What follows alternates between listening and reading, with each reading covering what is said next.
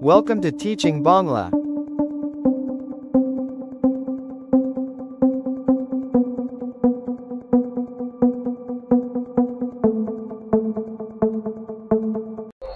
প্রিয় ছাত্রছাত্রী, তোমাদের সবাইকে স্বাগত জানাই আমাদের ইউটিউব চ্যানেল টিচিং বাংলাতে। আজকে আমরা ক্লাস 10 এর আরেকটা নতুন চ্যাপ্টার নিয়ে এসেছি, যার নাম হচ্ছে পর্যায় সারণী। ঠিক আছে, এটা কিন্তু খুব একটা ইম্পর্টেন্ট চ্যাপ্টার, কারণ এখান থেকে আমরা অনেক কিছু জানতে পারি যে কোনো একটা মৌল পর্যায় সারণীর কত নম্বর পর্যায় বা কত নম্বর শ্রেণীতে অবস্থান করে, সেটা কিন্তু আমরা এখান থেকে জানতে পারি। ঠিক আছে, যার জন্য কিন্তু এটা একটা ইম্পর্টেন্ট চ্যাপ্টার হচ্ছে। তাহলে এটা হচ্ছে কিন্তু এটা আমরা দুটো পার্টে এটাকে ভাগ করবো, একটা পার্ট 1 আর একটা হচ্ছে পার্ট 2। আজকে আমরা পার্ট 1 নিয়ে ডিসকাশন করব। তাহলে চলো শুরু করা যাক। আজকে যেটা আমাদের প্রথম আমাকে যেটা জানতে হবে সেটা হচ্ছে কি, সেটা হচ্ছে মৌলের ধর্মের পর্যায়বৃত্তটা। মৌলের ধর্মের পর্যায়বৃত্তটা মানে কি? দেখো এখানে বলা হয়েছে দেখি যে মৌলের ধর্মের পর্যায়বৃত্ততা বলতে পর্যায় সারণীতে মৌলগুলোর পারমাণবিক সংখ্যার বৃদ্ধির সাথে সাথে কিছু ভৌত রাসায়নিক ধর্ম পর্যায়ক্রমে কি হয়, আবর্তিত হয়, হওয়াকেই বোঝায়। মানে কি, দেখো এখানে ভালো করে বুঝো। কি বলা যে মৌলের ধর্মের পর্যায়বৃত্ততা বলতে কি বোঝায়? পর্যায় সারণীতে মৌলগুলোর পারমাণবিক সংখ্যার বৃদ্ধির সাথে সাথে কিছু ভৌত আর রাসায়নিক ধর্মের পর্যায়ক্রমে আবর্তিত হয়। মানে কি, মনে করো আমি একটা পর্যায় সারণী, যত বাম দিক থেকে ডান দিক যাব, ঠিক আছে, পর্যায়বৃত্তটার বলতে যেমন পারমাণবিক ব্যাসার্ধ, তড়িৎ ঋণাত্মকতা, আয়নন, শক্তি, এগুলো বোঝায়। তাহলে এইগুলো কি হচ্ছে, বাম দিক থেকে যত ডান দিকে যাবো তত এগুলো কি হয়, বাড়তে থাকে, আবার কোনোটা কমতে থাকে। কিন্তু দেখো মনে করো আমি কোন একটা হয়তো 1 থেকে শুরু করলাম, তাহলে 1 2 3 4 করে 5 6 তক যাবো, আবার রিটার্ন যখন আসবো তখন কিন্তু তার যে ভৌত বা রাসায়নিক ধর্মটা কিন্তু এটার সাথে অনেকটা কি থাকে, মিল থাকে। মানে এখান থেকে শুরু করার পর এদিকে কি হবে, কমতে থাকবে, আবার এই জায়গাতে কি হবে, ঘুরে কমতে থাকবে। মানে কি, এই জায়গায় কিন্তু স্যাম হয়ে যায়। সেই জিনিসটা বলতে চাইছে যে মৌলের ধর্মের পর্যায়বৃত্ততা বলতে পর্যায় সারণীতে মৌলগুলোর পারমাণবিক সংখ্যা বৃদ্ধির সাথে সাথে কিছু ভৌত ও রাসায়নিক ধর্মের পর্যায়ক্রমে আবর্তিত হওয়াকে বোঝায়। আচ্ছা, এখানে একটা জিনিস বলছি যে এই যে পর্যায়বৃত্ততা, এই পর্যায়বৃত্ততা যদি আমরা বলি কি কি হয়, তো পর্যায়বৃত্ততা যদি আমরা এখানে দেখি যে পর্যায়, ঠিক আছে, পর্যায়বৃত্ততা কি কি হয়, পারমাণবিক ব্যাসার্ধ হয়, যেগুলো আমরা পড়বো, পারমাণবিক ব্যাসার্ধ, আর কি হয়, আয়নন শক্তি হয়, আয়নন শক্তি, ঠিক আছে। এইগুলো কিন্তু কি হয়, এগুলো কিন্তু আমাদের এই যে মৌলের যে ধর্মের পর্যাবৃত্ততা এগুলোর মধ্যে কিন্তু পড়ে। ঠিক আছে, তাহলে এগুলো হচ্ছে তার এক্সাম্পল, মানে এই ধর্মগুলো এগুলোর মধ্যে পড়ে। নেক্সট আমরা যেটা পড়বো, এটা কিন্তু আমরা প্রথম শুরু করলাম কারণ আছে, ঠিক আছে। আচ্ছা, এগুলো আছে, দেখো বলছি কিছু ধর্ম যেগুলি পর্যাবৃত্ত এবং কিছু ধর্ম যেগুলি পর্যাবৃত্ত নয়, মানে যেগুলো পর্যাবৃত্ত ধর্ম প্রদর্শন করে আর যেগুলো পর্যাবৃত্ত ধর্ম প্রদর্শন করে না। যদি আমি বলি যে যে সমস্ত জিনিসগুলো পর্যায় ধর্ম প্রদর্শন করে, সেগুলো আমি একটু আগে লিখলাম যে পারমাণবিক, কি লিখলাম, পারমাণবিক ব্যাসার্ধ, ঠিক আছে, পারমাণবিক ব্যাসার্ধ, পারমাণবিক ব্যাসার্ধ। আর কি হবে, আয়নন শক্তি হবে, আয়নন শক্তি, ঠিক আছে, এগুলো হবে। আর যদি আমরা বলি আরো হবে, আর যদি বলি কিছু যেগুলো পর্যাবৃত্ত নয় সেগুলো কি হবে, সেগুলো আমি যদি বলি সেগুলো হবে তোমার গন্ধ হবে, বর্ণ হবে, স্বাদ হবে, ঠিক আছে। এগুলো কিন্তু পর্যায়বৃত্ত নয় এগুলো, আর এগুলো কিন্তু পর্যায়বৃত্ত হচ্ছে, ঠিক আছে। আচ্ছা নেক্সট, এবার নেক্সট যেটা আমরা পড়বো সেটা কি হচ্ছে, দেখো সেটা হচ্ছে ডোবেরাইনারের ত্রয়ী সূত্র। একজন বিজ্ঞানী ছিল, ঠিক আছে, একজন বিজ্ঞানী ছিল, ডোবেরাইনারের ত্রয়ী সূত্র। দেখো অ্যাকচুয়ালি পিরিয়ডিক টেবিল যেটা পর্যায় সারণী, সেটা কিন্তু একবারে কিন্তু ডিসকভার হয় না। প্রত্যেকটা বিজ্ঞানী নিজের নিজের মতবাদ দেওয়ার পর আস্তে আস্তে আস্তে আস্তে সেটা কি হয়েছিল, ডেভেলপ হয়েছিল, এবং একটা নির্দিষ্ট পর্যায়ে সেটা কিন্তু পৌঁছেছিল। যে একবারে পর্যায় সারণী আবিষ্কৃত হয়েছিল সেটা কিন্তু অনেক বিজ্ঞানী অনেক কিন্তু নিজের নিজের মতামত প্রকাশ করেছিল। তার মধ্যে আমরা যেটা প্রথমে পড়বো সেটা হচ্ছে ডোবেরাইনারের ত্রয়ী সূত্র। এখানে দেখো একটা জিনিস বলেছে ত্রয়ী সূত্র, ত্রয়ী মানে 3, ঠিক আছে। কেন বলেছে সেটা বলছি, দেখো এখানে আগে সূত্রটা আমরা দেখিনি। বলছে এই সূত্র অনুযায়ী ধর্মের সাদৃশ্য আছে এমন প্রতি 3টি মৌলের মাঝের মৌলের পারমাণবিক গুরুত্ব মোটামুটি অপর দুটি মৌলের পারমাণবিক গুরুত্বের গড় হয়। মানে কি বলছে, এখানে আমরা 3টা মৌল নেবো। 3টা কেমন মৌল নেবো, যে যাদের কি ধর্মের সাথে কিন্তু সাদৃশ্য থাকবে, যে যে কোনো মৌল নিয়ে নিলাম সেটা চলবে না, যাদের ধর্মের সাথে কিছু কিছু সাদৃশ্য থাকে সেই ধর্মগুলো আমরা 3টা নেবো। এমন 3টি মৌলের মাঝের, ঠিক আছে, মাঝের মৌল পারমাণবিক গুরুত্বটা মোটামুটি অপর দুটি মৌলের পারমাণবিক গুরুত্বের কি হয়, গড় হয়। মানে বলতে চাইছি, যেমন এখানে একটা দেখো, এখানে পিকচার দেওয়া হয়েছে, এখানে দেওয়া হয়েছে ক্যালসিয়াম, ঠিক আছে, তারপর স্ক্যান্ডিয়াম, আর এখানে নিয়ে আছে ব্রোড, ঠিক আছে। তাহলে এই দুটো, যেমন এখানে দিয়ে আছে ক্লোরিন, ব্রোমিন আর আয়োডিন, ঠিক আছে। তো এই জিনিসগুলো কি হচ্ছে, দেখো যেমন ক্লোরিন, ব্রোমিন, আয়োডিন। তাহলে ক্লোরিন আমার এই দুটো হচ্ছে ধারের যৌগ, ঠিক আছে। এই দুটো আমি যদি এটাকে কালিটাকে চেঞ্জ করে নিই, তাহলে কি হবে, দেখো এই দুটো হচ্ছে আমাদের ধারের, এই দুটো, ঠিক আছে, এই দুটো ধারের, আর এটা হচ্ছে আমাদের মাঝের। তাহলে এখানে বলেছে মানে এই ধারের যে দুটো মৌল আছে তাদের যে গড়টা করবো সেটা কি হচ্ছে মাঝের মৌলটার সাথে কি হবে, সমান হবে। মানে বলতে চাইছি ক্লোরিন, ঠিক আছে, আর আয়োডিন, এই দুটো আমরা গড় করব, সেটা কি হবে, এইটা পারমাণবিক যে গুরুত্ব তার সাথে কি হবে, ইকুয়াল হবে। মানে বলতে চাইছি যে 35.5 প্লাস কি দেওয়া হয়েছে 127, ঠিক আছে, ডিভাইডেড বাই 2, এটাকে যদি আমরা গড় করি অ্যাপ্রক্স কি আসবে, 80 সমান কিন্তু চলে আসবে।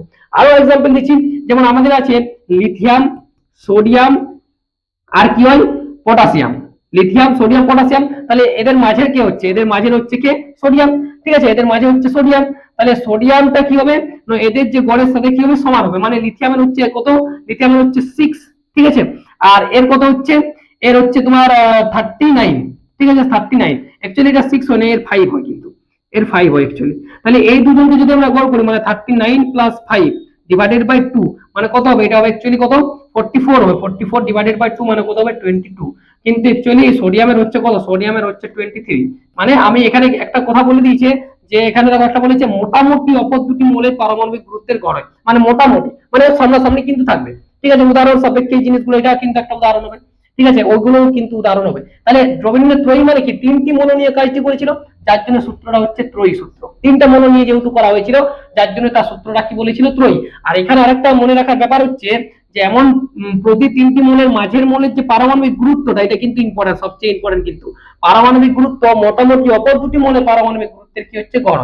মানে যদি বলে যে মৌলগুলি কিসের সাহায্যে এটাকে সাজিয়েছিল, না পারমাণবিক গুরুত্ব অনুসারে কিন্তু এটা কি করেছিল, সাজিয়েছিল।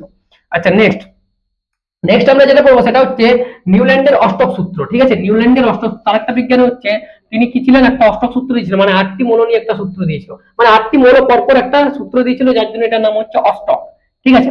কি বলা হয়েছিল, দেখো বলছে যখন মৌলগুলিকে তাদের ক্রমবর্ধমান পারমাণবিক গুরুত্বের ভিত্তিতে সাজানো হয়, ঠিক আছে, সাজানো হয়, তাহলে অষ্টম মৌলের ধর্ম প্রথমটির সাথে কি হবে, একই রকম হয়। ভালো করে আরেকবার বলো কি বলছে, দেখো বলছে যখন মৌলগুলিকে তাদের ক্রমবর্ধমান পারমাণবিক গুরুত্বের ভিত্তিতে, দেখো ডবেরাইনারও কিন্তু পারমাণবিক গুরুত্ব অনুসারে সাজিয়েছিল, এবং নিউল্যান্ডও কিন্তু পারমাণবিক গুরুত্ব অনুসারেই সাজাচ্ছে।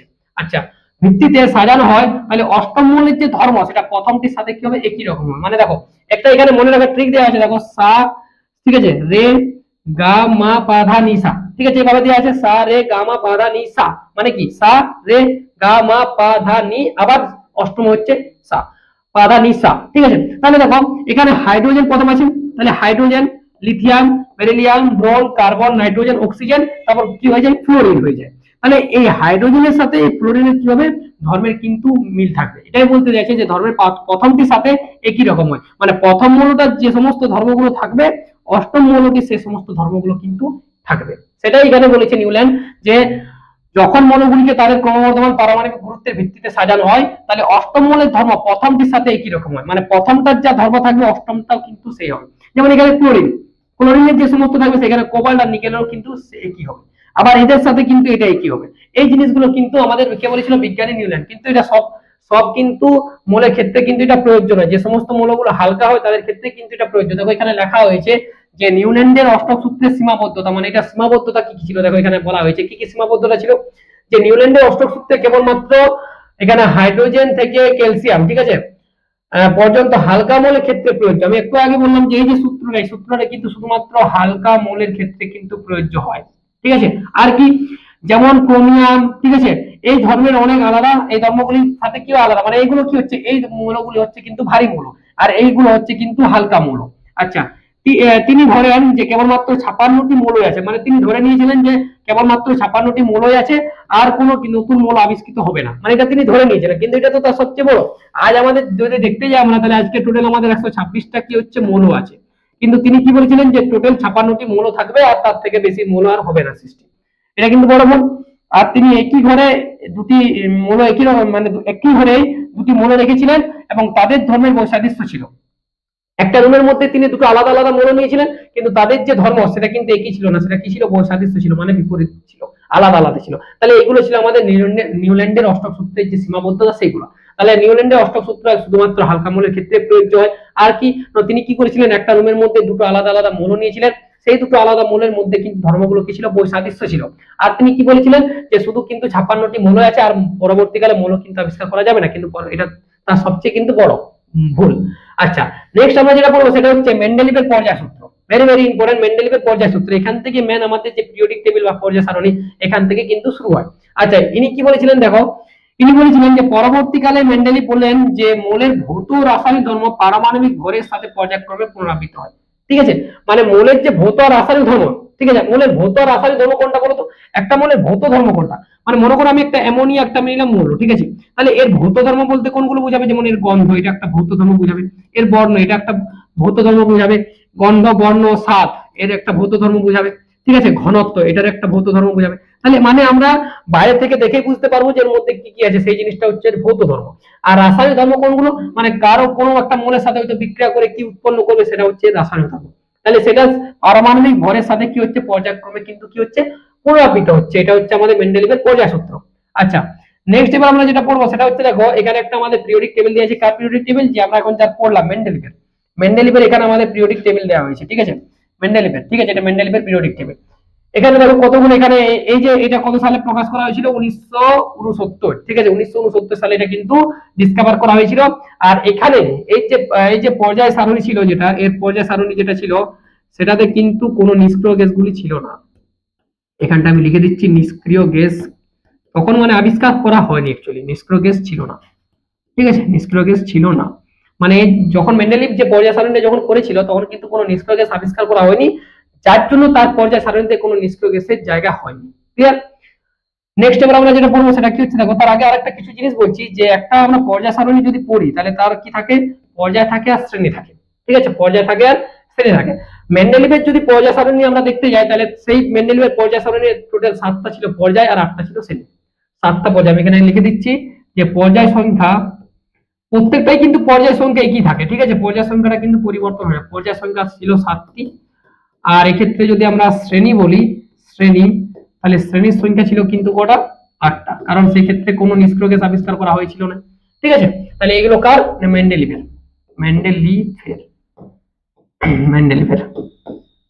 আচ্ছা, নেক্সট এবার আমরা যেটা বলবো সেটা হচ্ছে মেন্ডেলিভের পর্যায় সারণীর ত্রুটি, মানে এটার মধ্যে কি কি ত্রুটি ছিল, মানে কি কি কমতি ছিল, ত্রুটি মানে কি, ওর মধ্যে কমি, যেটা আমরা কমি আর কমতি খুঁজে পাই, কি কি ছিল। প্রথমত দেখো বলেছি 1 নম্বরে, বলছে বেশি পারমাণবিক ভর সম্পন্ন মৌল আগে ও কম পারমাণবিক ভর সম্পন্ন মৌল পরে আছে।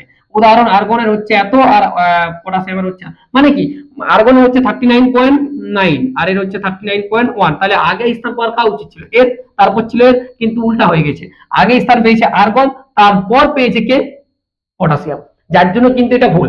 মানে এখানে বলেছে যে বেশিরভাগ পারমাণবিক ভর সম্পন্ন মৌল আগে, মানে যাদের পারমাণবিক ভর বেশি তারা আগে আর যাদের কম তারা কিন্তু পরে। কিন্তু এভাবে যখন কোনো একটা জিনিসকে আমরা সাজাই, ঠিক আছে, তখন আমরা কি করি, হয় বড় থেকে ছোটতে সাজাই, না হলে ছোট থেকে বড়তে সাজাই, এমনি এলোমেলো সাজালে তো চলবে না, তাহলে এটা একটা মানে ত্রুটি ছিল। অষ্টম শ্রেণীতে 3টি করে মৌল আছে, কোনো উপশ্রেণী ছাড়াই আইসোটোপের জন্য কোনো আলাদা ঘর ছিল না। মানে অষ্টম যে শ্রেণী আমাদের, যেটা অষ্টম শ্রেণী মানে লাস্টের যে শ্রেণী মেন্ডেলিভের পর্যায় সারণী, সেখানে কিন্তু 3টি করে মৌল ছিল, কারণ তখন কিন্তু কোনো উপশ্রেণী তৈরি করা হয়েছিল না, আর আইসোটোপের জন্য কোনো আলাদা ঘর ছিল না, মানে মেন্ডেলিভে আইসোটোপের কোনো কিন্তু ধারণা দিয়ে ছিল না, বাস। নেক্সট, হাইড্রোজেনের সাথে গ্রুপ নাম্বার 1 এর, মানে এটা পর্যায় নাম্বার 1 আর পর্যায় নাম্বার 7, ঠিক আছে, সরি পর্যায় বলছি, গ্রুপ নাম্বার 1 আর গ্রুপ নাম্বার 7 উভয় গ্রুপে আছে, তাই হাইড্রোজেন কোথায় থাকলে সেটা বিতর্কিত বিষয়। মানে এক্ষেত্রে আমাদের মেন্ডেলিভের যে হাইড্রোজেন যেটা ছিল, হাইড্রোজেন মৌলটা, সেক্ষেত্রে কি শ্রেণী নাম্বার 1 এর সাথেও কিছু সাদৃশ্য ছিল আর শ্রেণী নাম্বার 7 এর সাথেও কিন্তু কিছু সাদৃশ্য ছিল, কিন্তু সেগুলো মেন্ডেলিভ কিন্তু কিছুই মানে বলেনি যে কি সাদৃশ্য বা কি বৈসাদৃশ্য ছিল, সেগুলো কিন্তু কিছুই বলেনি, যার জন্য হাইড্রোজেনের অবস্থান কিন্তু কি আছে, বিতর্কিত একটা বিষয়। আর কিছু কিছু ক্ষেত্রে সমধর্মী মৌল ভিন্ন গ্রুপে ও বিষমধর্মী মৌল একই গ্রুপে অবস্থান করেছে, মানে সমধর্মী মৌল ভিন্ন গ্রুপে, মানে যেগুলো একসাথে থাকার কথা সেগুলো কিন্তু আলাদা আলাদা গ্রুপ, আর যেগুলো বিষমধর্মী সেগুলো কিন্তু একই গ্রুপ, এটা তো আলাদা ব্যাপার না। আমরা জানি যে যখন একই মৌলে একই ধর্ম থাকে তখন সেগুলোকে আমরা একটা জায়গা নির্দিষ্ট জায়গাতে রাখি, আর যেগুলো আলাদা হয় সেগুলোকে কিন্তু আমরা আলাদা আলাদা ভাবে রাখি। কিন্তু মেন্ডেলিভের পর্যায় সারণী যেটা তৈরি করেছিল সেখানে কিন্তু জিনিসটা উল্টো হয়ে গেছিল, এক্ষেত্রে হয়েছিল যে যেগুলো সমধর্মী সেগুলো হয়েছিল ভিন্ন গ্রুপে, আর যেগুলো বিপরীত ধর্মী সেগুলো হয়েছিল একই গ্রুপে। আর কি না, উদাহরণ যেমন লিথিয়াম, সোডিয়াম, পটাশিয়াম প্রভৃতি তীব্র খাতধর্মী ধাতু, আর কপার, এজি, এইউ প্রভৃতি কিন্তু মুদ্রা ধাতু সাথে একই গ্রুপে কিন্তু রয়েছে। এগুলো খাদ ধাতু আর এগুলো হচ্ছে মুদ্রা ধাতু, সে কিন্তু এদের সাথে কোনো ধর্মের কিন্তু মিলেই নেই, কিন্তু তাও কিন্তু একটা কি রেখেছে, একটা গ্রুপে কিন্তু রেখে দিয়েছিল। তাহলে এইগুলো ছিল আমাদের মেন্ডেলিভের পর্যায় সারণীর ত্রুটি, এটা কিন্তু তোমাদের এক্সামে অনেক সময় আসে, মেন্ডেলিভের পর্যায় সারণীর ত্রুটিগুলি লেখো। নেক্সট এবার আমরা যেটা পড়বো সেটা হচ্ছে মেন্ডেলিভের সংশোধিত যেটা আধুনিক পর্যায় সূত্র। ঠিক আছে, আধুনিক আধুনিক পর্যায় সূত্র যেটা সেটা কি ছিল, তো এক্ষেত্রে মৌল সমূহের ভৌত রাসায়নিক ধর্ম, মৌলের ক্রমবর্ধমান পারমাণবিক ক্রমাঙ্ক। দেখো এতক্ষণ আমরা যেটা পড়ছিলাম সেটা ছিল পারমাণবিক গুরুত্ব। ঠিক আছে, পারমাণবিক গুরুত্ব যতগুলো পড়লাম সেটা ছিল পারমাণবিক কিন্তু গুরুত্ব। কিন্তু এই ক্ষেত্রে তৈরি কি হলো, পারমাণবিক গুরুত্বের বদলে এক্ষেত্রে পারমাণবিক ক্রমাঙ্ক নিয়ে আসা হলো, পারমাণবিক ক্রমাঙ্ক। যার জন্য কি হলো, পারমাণবিক ক্রমাঙ্কের সঙ্গে পর্যায়ক্রমে পুনরাবৃত্ত হলো। ঠিক আছে, এটা হচ্ছে আমাদের আধুনিক পর্যায় সূত্র, মানে আরেকটু ডেভেলপ, মেন্ডেলিভের থেকে আরো ডেভেলপ যে সূত্রটা তৈরি করা হয়েছিল সেটা হচ্ছে আধুনিক পর্যায় সূত্র। জিনিসগুলো একই ছিল, মেন্ডেলিভও বলেছিল যে ভৌত আর রাসায়নিক ধর্মের ক্রমবর্ধমান, আর এক্ষেত্রে কিন্তু শুধুমাত্র পার্থক্যটা মেন্ডেলিভ বলেছিল পারমাণবিক গুরুত্ব বা পরমাণুর যে গুরুত্ব অনুসারে পর্যায়ক্রমে পুনরাবৃত্ত হয়, আর এক্ষেত্রে বলা হয়েছে পারমাণবিক ক্রমাঙ্ক অনুসারে পর্যায়ক্রমে পুনরাবৃত্ত হয়। এটা শুধু কিন্তু পার্থক্য। আরেকটা পার্থক্য আছে এক্ষেত্রে তোমার যদি আমরা এক্ষেত্রে বলি যে শ্রেণীর সংখ্যা ছিল কটা, 9টা, 9টি ছিল শ্রেণীর সংখ্যা, আর পর্যায় সংখ্যা ছিল এক্ষেত্রে কিন্তু 7টা। মানে পর্যায় সংখ্যাটা কিন্তু একই ছিল। কেন শ্রেণীর সংখ্যা 9টা হলো, কারণ সেই সময় কিন্তু নিষ্ক্রিয় গ্যাসগুলো আবিষ্কৃত হয়েছিল, এবং 9 নম্বর যে শ্রেণীটা ছিল সেখানে কিন্তু নিষ্ক্রিয় গ্যাসগুলোকে অবস্থান মানে রাখা হয়েছিল, মানে ওই শ্রেণীতে অবস্থিত ছিল নিষ্ক্রিয় গ্যাসগুলো। আচ্ছা, নিষ্ক্রিয় গ্যাসগুলো কোনগুলো, যেমন আমি যদি বলি হিলিয়াম হচ্ছে একটা নিষ্ক্রিয় গ্যাস, হিলিয়াম হচ্ছে, নিয়ন হচ্ছে একটা নিষ্ক্রিয় গ্যাস। ঠিক আছে, নিয়ন, আর্গন, ঠিক আছে, ক্রিপ্টন, এগুলো কিন্তু হচ্ছে সব নিষ্ক্রিয় গ্যাস। কেন এগুলোকে নিষ্ক্রিয় গ্যাস বলা হয়, কারণ এগুলো বহিস্তম কক্ষে পুরোপুরি ইলেকট্রন দ্বারা পূর্ণ থাকে, যার জন্য এগুলোকে আমরা কি বলি, নিষ্ক্রিয় গ্যাস।